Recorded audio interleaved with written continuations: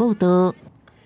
伫台北市的家友大概有600外个，真侪人是有健康出问题。台北市的社会局自去年开始就和民间团体合作来推行着这看诊的计划，做大型病院医生定时到台北车头替家友看病。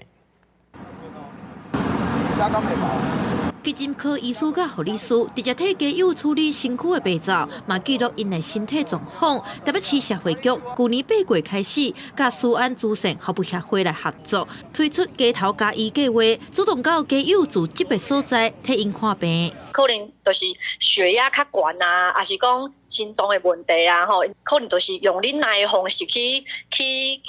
撑过那个不舒服的时间安尼，可能有6-7成拢有哦。民间团体表示，目前的家医团队有精神科、甲急诊科的医师，一个月大约出动2到4届，去台北车头巡视家友的状况。因伫这段期间嘛发现，台北车头的家友计共600多位，其中有6成左右有慢性病。社会局嘛指出，过去其实有提供家友免费到病院看病的服务，但使用人有限。即马有家医团队加入，而且主动去接触家友，希望提供即时的帮助。真侪家友吼，伊若讲身体无爽快吼，伊袂家己主动去